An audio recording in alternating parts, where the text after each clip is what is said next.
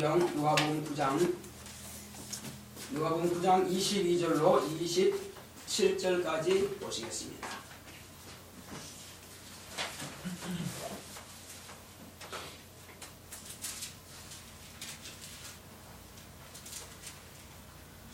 다 펴주시죠. 가라사대 인자가 많은 고난을 받고 장로들과 대제사장들과 서기관들에게 버림받아 죽임을 당하고 제3일에 살아나야 하리라 하시고, 또 무리에게 이르시되 아무든지 나를 따라오려거든 자기를 부인하고 날마다 제 십자가를 지고 나를 쫓을 것이니라. 누구든지 제 목숨을 구원코자 하면 잃을 것이요 누구든지 나를 위하여 제 목숨을 잃으면 구원하리라. 사람이 오늘 온 천하를 얻고도 자기를 잃든지 빼앗기든지 하면 무엇이 유익하리요? 누구든지 나와 내 말을 부끄러워하면 인자도 자기 아버지와 거룩한 천사들의 영광으로 올 때에 그 사람을 부끄러워하리라. 내가 참으로 너희에게 이르노니 여기 섰는 사람 중에 죽기 전에 하나님의 나라를 볼 자들도 있느니라. 아멘. 이제 주보 안쪽에 보시게 되면 이렇게 나무처럼 생긴 것이 있습니다. 여기 보면은 이제 오늘 주보의 요약입니다. 내용은 하나님을 알자 49번 밑에 보면은 제가 영원히 사는 길 하면 이제 그 다음부터 하나님을 합니다. 영원히 사는 길, 하나님은 심판주이시다. 그가 첫 언약 안에 택하신 백성들에게는 율법으로 복을 받는 법을 말씀하셨고, 새 언약에 온 세상 사람들에게는 진리로 세상에 복을 받는 법을 말씀하셨다. 첫 언약에 인간의 연약함으로 할 수 없는 것을 아들 보내셔서 담당하게 하셨다. 새 언약은 아들로 온 세상에 명하시고 그가 하신 약속대로 당신이 먼저 십자가를 지셨다. 그러므로 이미 몸으로 살을 찢어주셨고 피를 흘려주셨으니 새 언약은 영원히 변개치 못하도록 아들의 피로 인치셨으니 진리요 그 은혜로 구원받으니 곧 복음이 되었다. 그가 하신 말씀과 이루신 공로인 복음을 믿고 순종하는 자는 영생에 이르는 복음이 되고 불순종하는 자는 영벌에 이르는 심판이 된다. 제자들에게 구원의 길과 방법을 알려주셨으니 제자들에게 먼저 확인해 보셨다. 우리가 나를 누구라고 하느냐? 너희는 나를 누구라고 하느냐? 예수님은 당하실 고난을 미리 가르쳐 주셨고 주님은 아버지 뜻대로 당신의 십자가를 지었다. 누구나 제 십자가 지고 따르지 않으면 영생을 잃는다. 제자들은 자기 십자가 지고 주님의 뒤를 따랐으니 영생을 얻기를 원하면 자기의 목숨을 부인하고 주님의 말씀을 따라 제 십자가를 져야만 한다. 누구든지 예수님과 그의 말씀을 부끄러워하면 주님도 아버지와 거룩한 천사들의 영광으로 오실 때에 그 사람을 부끄러워하실 것이다. 내 영혼아 예수님을 기뻐하고 자랑하자. 할렐루야. 자, 하나님은 심판주이십니다. 우리 한번 하나님은 심판주이시다 세번 시작. 하나님은 심판주이시다. 하나님은 심판주이시다. 하나님은 심판주이시다. 예, 그렇습니다. 하나님은 심판주가 되십니다. 우리가 이제 세상에서 사람들이 볼 때는 대부분 이제 어떻게 하면은 복이 있는 사람이다 생각할 거예요. 어떤 사람을? 자, 권력 있는 사람 복 있다고 생각하지 않아요. 그렇게 생각하죠. 또 재산이 많은 사람 복 있다고 생각하겠죠. 또 어떤 사람이 복 있다고 생각할까요? 건강하고 자녀들이 많은 사람. 그래서 옛날에는 어른들이 이제 어린이집에 가게 되면은 그 자녀들을 물어봅니다. 그러면 우리는 딱 12를 왔습니다. 아유, 다복하신 가족이군요. 자녀가 많으면 복이 많다고 그래요. 자, 사실 그게 성경적입니다. 뭐냐면은 성경에 보시게 되면은 자, 하나님께서 우리 인간을 흙으로 지으시고 하나님께서 흙으로 지은 그 사람들에게 무슨 복을 주셨죠? 먼저는 생육하고 번성하여 땅에 충만하라고 하는 그 생육의 복을 주셨어요. 그리고 이제 모든 만물을 다스리고 지배하고 정복하라. 그런 복까지도 주셨어요. 그러니까는 짐승들은 각각 그 본능을 주셔가지고 본능대로만 살아가는 겁니다. 새가 새끼를 까는 것 모르죠. 그런데 자기는 새끼를 깐단 말이에요. 왜? 본능대로 하는 거예요. 그걸 배워가지고 하는 거 아닙니다.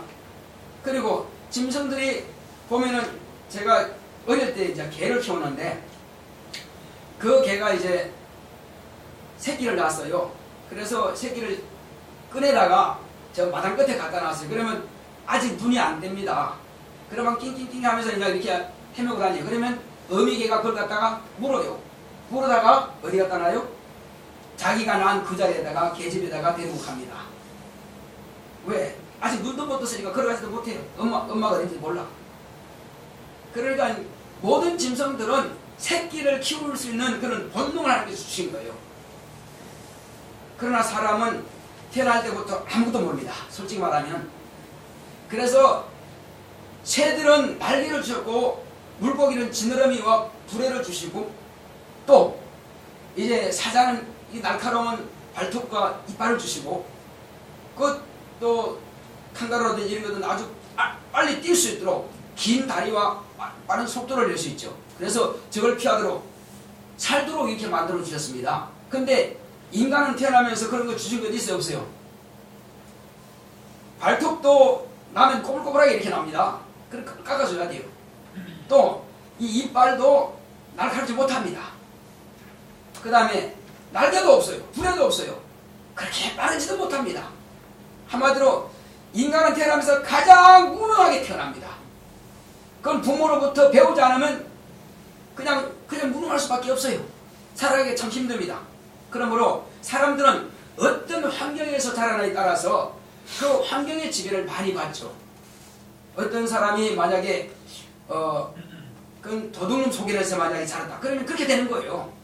또 어떤 사람은 장사하는 곳에 산다. 그러면 장사하는 사람이 되는 거예요. 또 어떤 사람이 그 서당 옆에 산다. 그러면 뭐가 돼요? 거리는 사람이 되는 거예요. 그래서 공자의 모친을 몇 번 이상 갔다고 그랬어요? 3번 이상 갔다 그러잖아요. 예. 이것은 왜? 상여집 가까이 갔더니 맨날 상여면 소리 했다가 또 장사집에 동네 갔더니 맨날 장사하는 소리 했다가 그리고 이제 이러면 안 되겠다 해서 서당 옆으로 갔더니 뭐예요? 항상 거리는 소리 그냥 거리면서 흉내내는 거예요. 그렇게 해서 훌륭한 공자가 되는 겁니다. 자, 이처럼 우리는 어떤 환경에 자라느냐에 따라서 거기에 많은 영향을 받습니다. 물론 그렇다고 해서 어떤 부모가 이제 술과 이런 걸로 잔뜩 쩔어가지고 산다 할지라도 두 아들 가운데에서 한 아들은 아버지처럼 그렇게 생활하는 사람도 있고 어떤 사람은 나는 아버지처럼 저렇게 닮아가지 말아야지 하고 더 훌륭한 사람이 되는 사람도 있습니다. 그것은 왜냐하면 사람에게는 의지가 있고 또 생각할 수 있는 인격이 있어요. 지정의 의라고 하는 것은 그런 인격이 있습니다. 그래서 다르다는 것입니다. 자, 그러나 이제 하나님께서 우리 인간에게는 다른 것을 주신 것이 아니라 인격을 주셨습니다. 우리는 본능도 주셨지만은 본성을 주셨고 인격을 주신 것입니다. 그래서 본성 안에는 하나님을 경외하는 그런 신을 찾는 마음이 있습니다. 아무리 혼자 살아도요, 사람은 꼭 신을 찾습니다. 잘못 찾으면 하나님을 찾는 것이 아니라 토테미즘이라든지 어떤 우상을 찾죠. 그것이 신인 줄 알고 찾아갑니다. 그러니까 어느 나라 가든지 간에 조상 숭배 사상은 다 있습니다. 어느 미개한 곳에 가도 딱 그건 있어요. 그러나 우리는 이제 본래는 저도 그런 조상 섬기는 그런 사람이었습니다. 그런데 이후에 24살이 되어서야 비로소 복음을 전해 듣고 예수를 믿게 되었죠. 여러분들은 학생 때 예수 믿게 되었으니 얼마나 감사합니까? 참 감사하죠. 근데 참 우리가 두려워할 것은요, 모태신앙이라고 하는 사람들은 그 자라면서부터 처음부터 기독교 그 문화 안에서 자랐기 때문에 어떤 큰 체험이 없습니다. 뭐 그래도 기독교인이니까 그게 두려운 겁니다. 그러나 우리는 확실하게요, 개인적인 하나님으로 만나지 못하면은 천국은 못 간다는 사실이에요. 이런 종교심 가지고는 안 되고요, 기독교 문화생활 해가지고는 천국 못 갑니다. 반드시 우리는 하나님과 나와의 확실한 무슨 관계? 하나님과 나와의 하나님과 아들과 아버지 관계가 내가 설정돼야 되고 알아야 되고 체험이 되어야 됩니다. 그렇게 될 때 비로소 이제 하나님은 너는 내 아들이라 하시는 거예요. 그렇지 않고는 내가 이렇게 하면 될 것이다 하는 자기 의심만 가지고는 안 됩니다. 그래서 믿음은 하나님의 인정을 받아야 됩니다. 자, 여기서 우리가 가만히 보게 되면 언약이 몇 가지 언약이 있어요. 하나님께서 우리 인간에게 주신 언약은 두 가지가 있습니다. 첫 언약은 이제 율법과 선자의 거리죠. 그런데 그 첫 언약 안에 율법이 있죠. 그래서 우리 인간에게는 바로 율법대로 살아라 하는 것을 택한 백성들에게만 주셨고 이방인에게는 주신 적이 없습니다. 그럼 왜 택한 백성들만 주셨느냐? 이방인들은 하나님을 경외하고 알고자 하는 마음 자체가 전혀 없습니다. 그런데 이들은 그냥 죄 안에 묶어두셨어요. 언제를 위해서? 새 언약 때를 위해서 그냥 묶어두신 것입니다. 그러면 지극히 적은 소수인 이 이스라엘 백성들, 유다인들에게만 주셨느냐는 겁니다. 이것은 아브라함의 자손이고 아브라함에게 약속하신 그 약속의 자손들이 그대로 옵니다. 그런데 아브라함을 택하신 목적이 있습니다. 이것은 아브라함을 통해서 하나님의 아들이 오시는 길을 예비하기 위해서 아브라함을 택하신 것입니다. 그러므로 아브라함과 그 자손에게는 이제 율법이라고 하는 주신데, 물론 아브라함들은 율법 주신 적이 없습니다. 이후에 저 가나안에 들어가기 전에 그들은 어디 생활했었죠?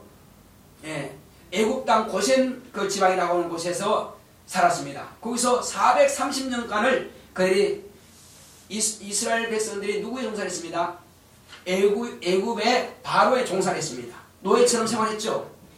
자, 그렇게 하면서도 나라가 한 나라로 이렇게 성장해 갑니다. 원래는 한 70명 정도가 가나안에서 애굽으로 내려갔는데 나올 때는 약 100여 명 가까이가 이렇게 준비가 됐죠. 한 100만 명 정도예요. 그래서 약 100만 명 정도가 되는데 짐승이라든지 수없이 많은 수가 있죠. 그런데 한번 보세요. 그 100만 명이나 되는 그 수가 어린아이부터 어른까지 움직인다는 거 한번 생각해 보세요. 다 걸어가고, 그렇다고 해서 우마차가 많이 있는 거 아닙니다.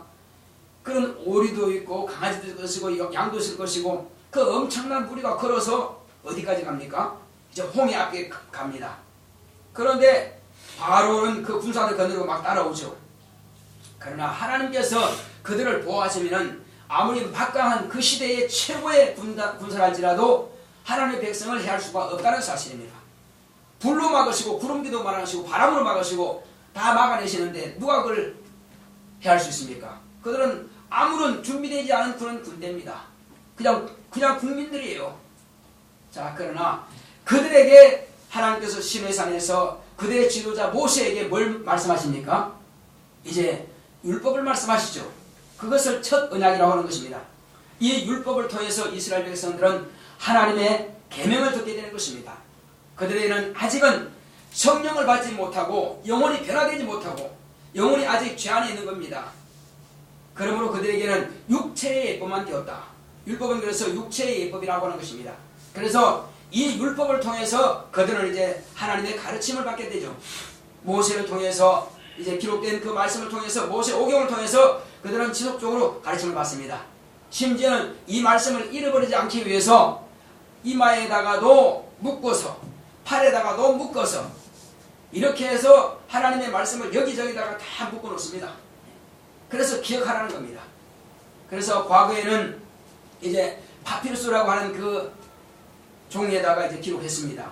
그러나 이후로 이제 양피지에다가 기록하고 다 사람들이 이렇게 육필로 쓴 겁니다. 손으로 쓴 겁니다. 그때는 인쇄술이 발달하지 않기 때문에 이렇게 해서 계속 복사하고 해서 읽으면서 하나님의 말씀을 배우죠. 그래서 서기관들이라고 하는 것은 레위 지파 장로들입니다. 그들을 통해서 이스라엘 백성들은 교육을 받습니다. 자, 그것이 언제까지입니까? 하나님의 아들이 오시는 이때까지 계속 그것은 교육을 받게 됩니다. 자, 그런데 그들이 그 말씀을 배운 대로 그대로 순종했을까 못했을까요? 순종했으면 못했을까요? 순종 못했습니다. 하나님을 섬겨라, 하나님만을 섬겨라 했는데 출애굽기 20장 보게 되면 하나님을 섬기는 자와 우상을 섬기는 자에 대해서 말씀하고 있습니다. 하나님을 섬기는 자는 천대까지 복을 주시고 하나님을 떠나서 우상을 섬기는 자에게는 언제까지요? 3, 4대까지 저주가 있다고 말씀하신 겁니다. 그러니까 저주는 3, 4대까지만 가지만 복은 천대까지 간다는 것입니다. 자, 그러나 3, 4대 끝나고 그들이 하나님을 믿었을 때는 다시 복으로 돌아간다는 것입니다. 자, 우리는 이와 같이 하나님께서 율법을 통해서 우리에게 하시고자 하시는 그 계명을 말씀하셨는데, 그러나 이스라엘은 다 지킬 능력이 없어서 하나님의 아들을 보내셔가지고 율법을 그 몸으로 지켰습니다.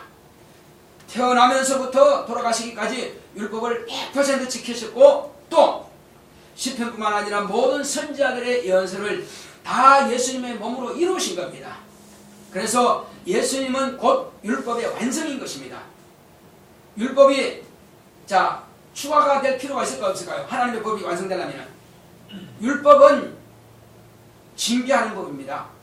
율법은 심판하는 법입니다. 그리고 율법에는 용서가 없고 율법에는 은혜가 없습니다. 그래서 예수님께서 짐승의 피로서 이스라엘 백성들이 하나님께 이렇게 죄를 사함받는 것을 했다 할지라도 그건 육체의 죄만 사함받는 것이고, 그러나 매년 다시 짐승을 잡아서 피를 흘리는 것은 그들은 결국 양이 우리 인간의 영혼까지는 살 수 없다는 것입니다. 또 계속 매년 다시 반복해서 이렇게 양을 잡고 짐승을 잡는 것은 제사장도 육체이기 때문에 한계가 있다는 겁니다.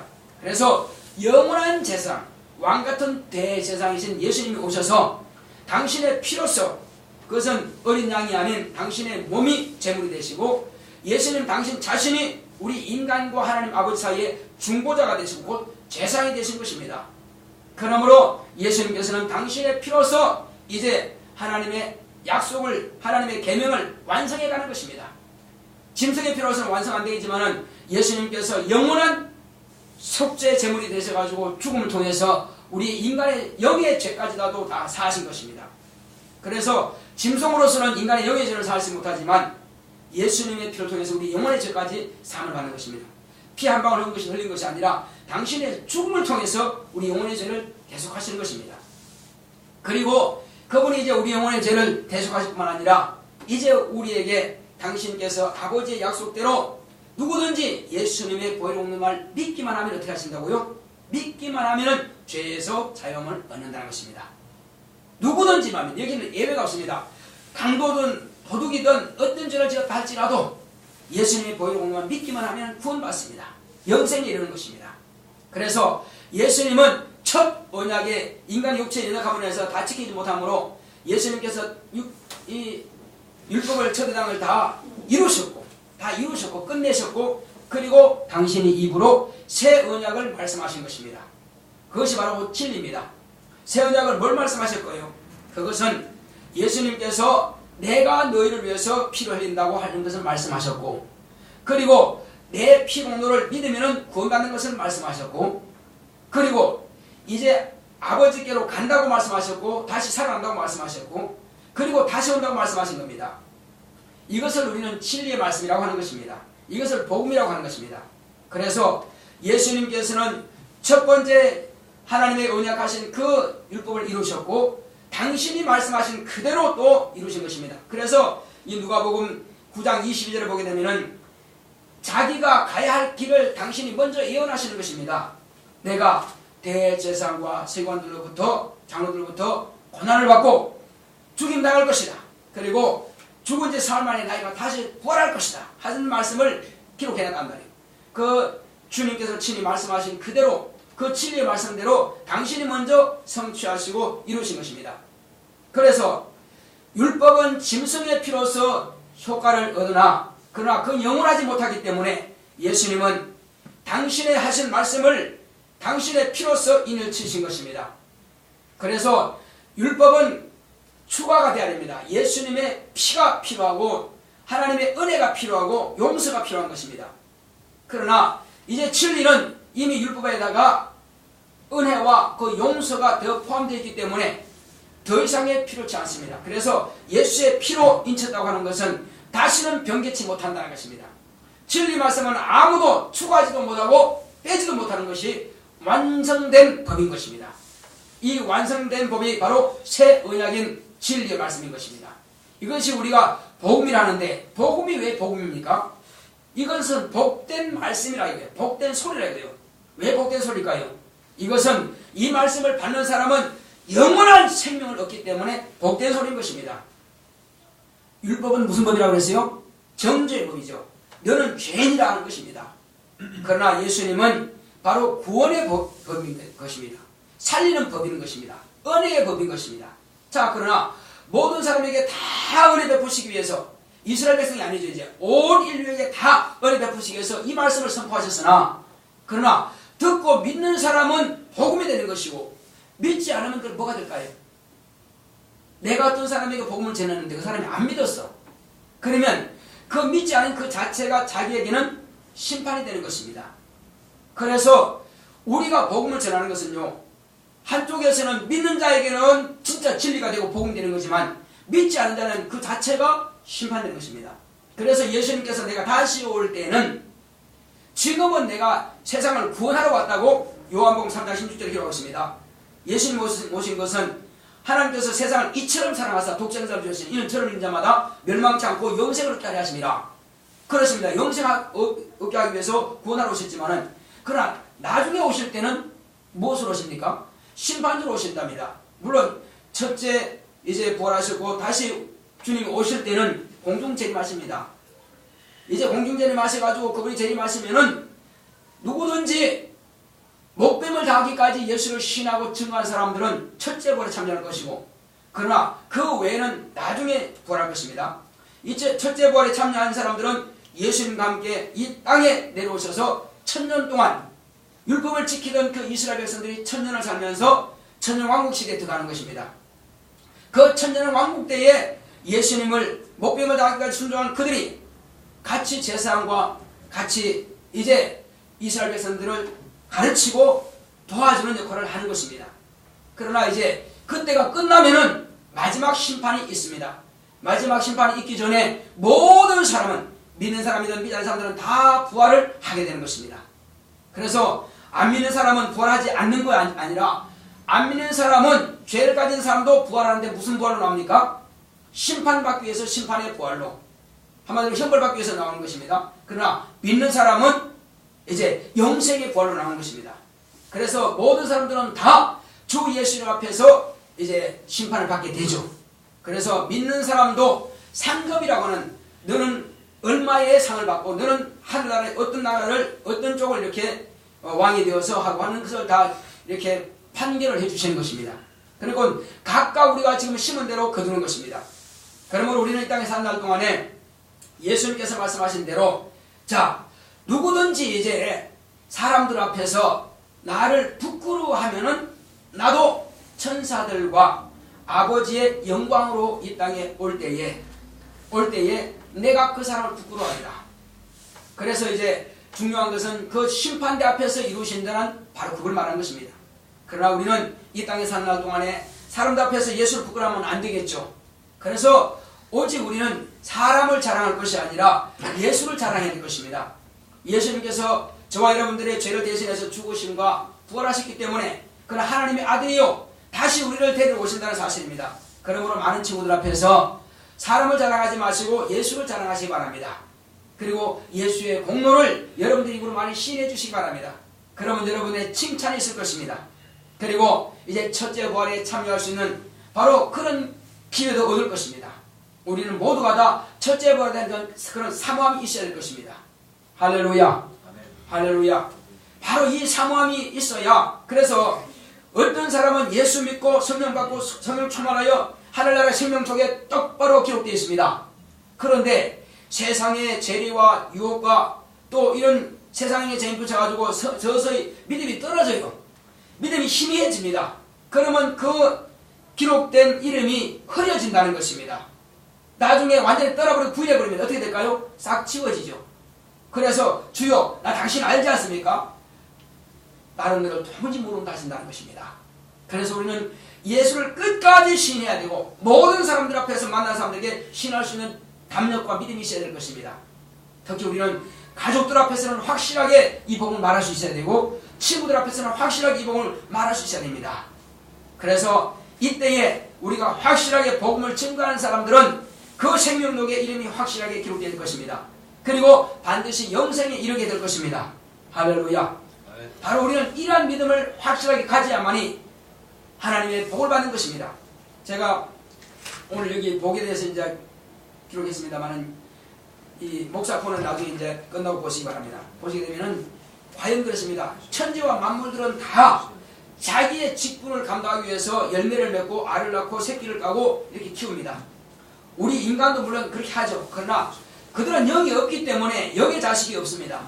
우리는 그러나 이제 얼마든지 내가 결혼하지 않았다 할지라도 영의 자녀는 낳을 수 있습니다. 자, 사도 바울이 결혼했어요, 안 했어요? 안 했죠. 그런데 자기 아들이라고 그럽니다. 디모데를 내 아들 디모데야 하거든요. 그건 무슨 아들입니까? 영으로 낳은 아들이라고 그럽니다.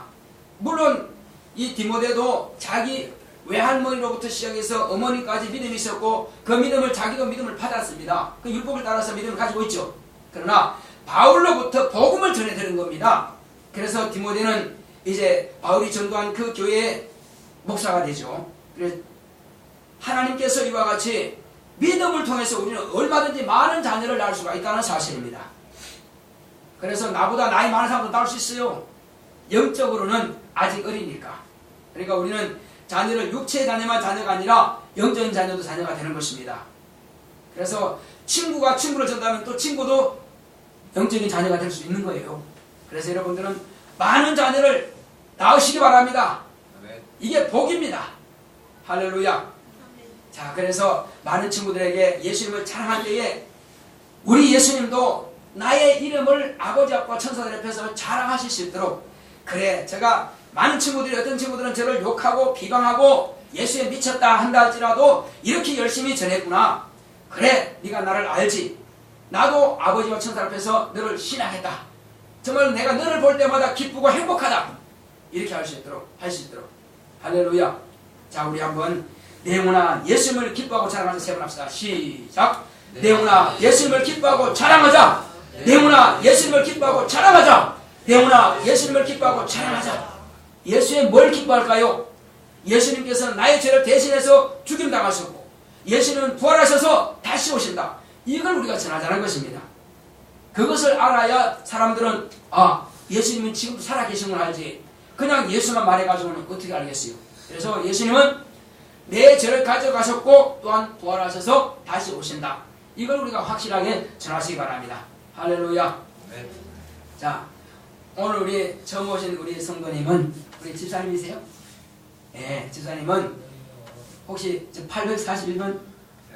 네, 800, 제가 그 차를 봤어요. 841번 이제 운전하시는 집사님이세요. 아침에 제가 이제 전도하는데 뭐 다른 전도하는 거 아니고 그냥 인사만 해요. 그냥 인사만 해도 우리 집사님 보시고 교회 몇 시에 예배세요? 11시입니다. 오신 거예요. 난 또 언제 오실지 모르겠지만 근데 바로 지난주에 그렇게 말씀하셨는데 오신 거예요. 그때가 수요일인가 언젠가요? 네. 참 기억력이 좋네. 그래서 너무 감사해요. 우리 한번 감사의 박수 합시다. 그래서 참 우리 교회가 아주 열악합니다. 이렇게 연약하지만은 기도 좀 많이 부탁드리겠습니다.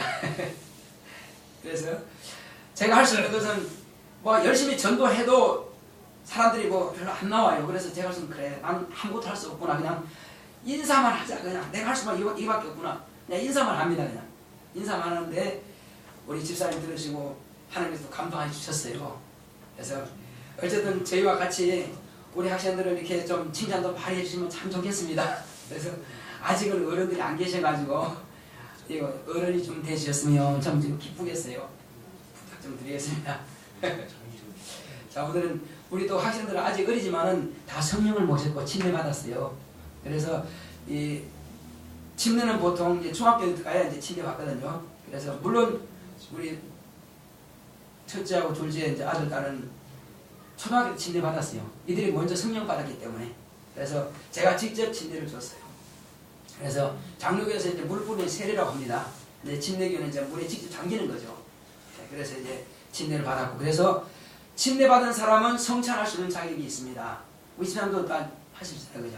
네, 그래서 오늘은 또 성찬했는데 먼저 봉헌부터 하겠습니다.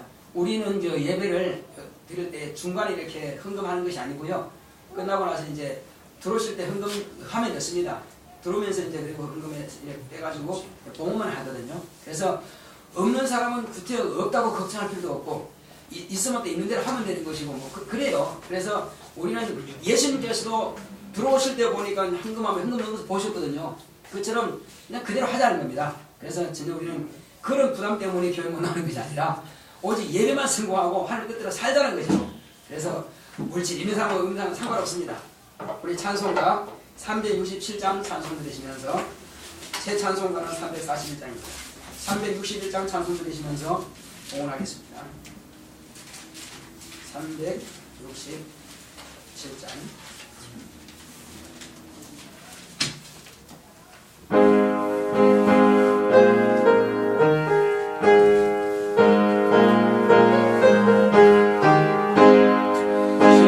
십자가를 내가 지고 주를 따라가도다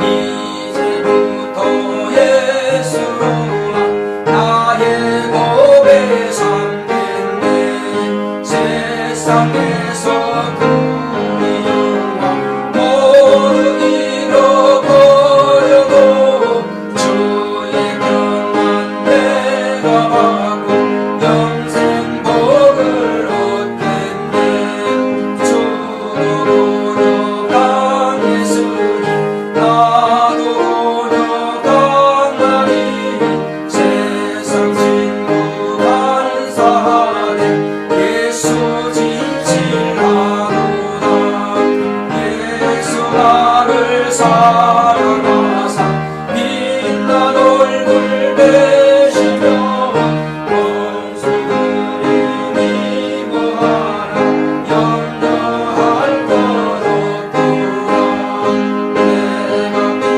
빈망당할 때에 주의 품에 안기고 세상 고충하는 소리 나는 위로받겠네 주가 주신 기쁨에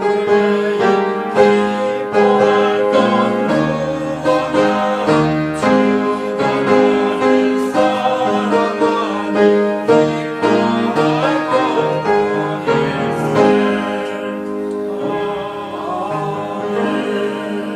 우리 다 같이 일어서서 할렐루야 합시다. 할렐루야.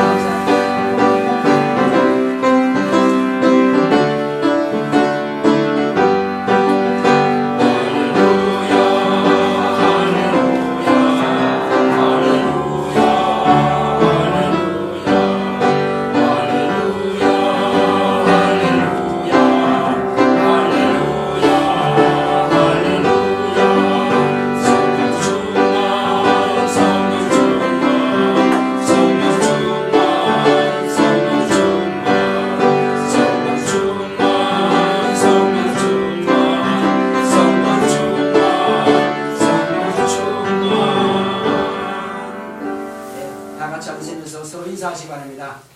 주 안에서 사랑합니다. 예수님 사랑합니다. 네, 기도하겠습니다. 고맙고 감사하신 아버지 하나님 감사드립니다.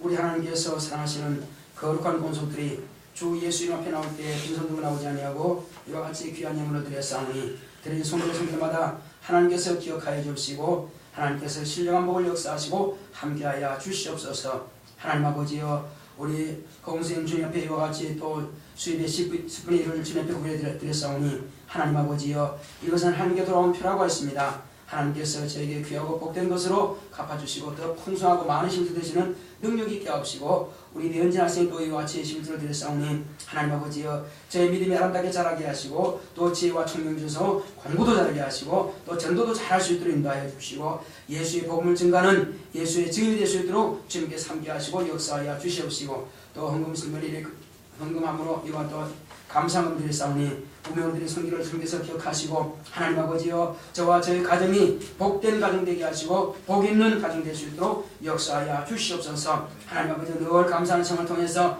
하나님의 영광과 존귀와 찬송을 돌릴 수 있도록 역사하여 주시옵소서.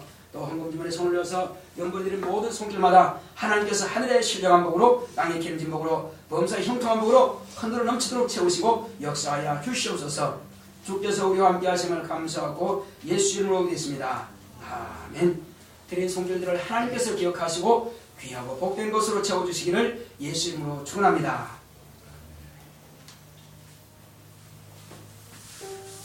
고맙고 감사하신 아버지 하나님 감사합니다. 하나님께서 독생하신 아들을 보내실 때에 예수님께서 잡히시는 그 밤에 이제 제자들과 함께 마지막 만찬을 하시면서 이제 떡을 떼어주시면서 이것은 너희를 위해서 주는 나의 살이라 말씀하셨고 또 식구의 잔을같이 살해하시고 이것은 너희를 위해서 흘리는 곧 언약의 피라고 말씀했습니다. 하나님 아버지여 이와 같이 정말 떡을 뗄 때는 예수님의 살을 찢으신 것과 또 아버지 하나님이여 정말 잔을 받을 때는 예수님의 피를 흘리신 것을 우리가 참으로 믿음으로 가지고 있사오니 이것을 기념하러 말씀했습니다.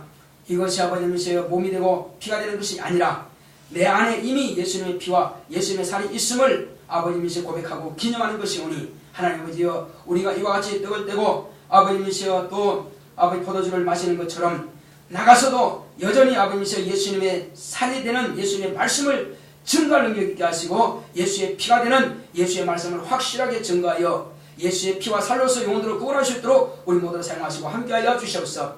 일평생 예수의 증인의 삶을 살 수 있도록 우리를 축복하여 주시옵소서. 예수 이름으로 기도했습니다. 아멘.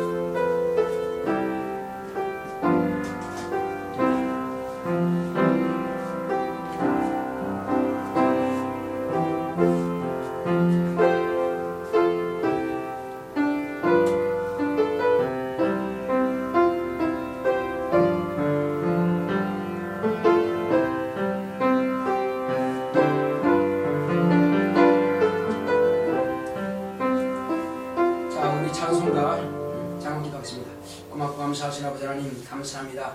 우리 주 예수께서 분부하신 대로 우리가 이와 같이 성찬을 마쳤습니다. 하나님 아버지여 우리는 예수님의 피와 예수님의 살이 우리 영혼에 항상 있음을 인하여서 감사하며 또 아버지님이시여 우리가 예수의 피와 살로서 우리 영혼이 영원한 생명을 얻게 되었사오니 영생의 나라 아버지 집에 갈 때까지 우리 믿음이 변하지 말게 하여 주시옵시고 하나님 아버지여 정말 하늘나라 생명록에서 내 이름이 흐르지 않도록 인도하여 주시옵소서. 일평생 예수의 정의의 삶을 살게 사오니 우리 모두를 주님께서 기억하시고 축복하여 주시옵소서. 많은 사람들 앞에서 우리가 담대하게 부끄러워하지 말게 하시고 예수 이름만을 증거할 수 있도록 인도하여 주시옵소서. 우리는 어느 교회를 자랑하는 것이 아니라 누구 사람을 자랑하는 것이 아니라 오직 예수님의 정말로 보혈의 공로와 그의 부활하심만을 증거할 수 있는 부활의 증인되게 하옵소서. 주께서 함께 하심을 감사하고 예수 이름으로 기도했습니다. 아멘. 우리 367장 3절 한 절만 하겠습니다.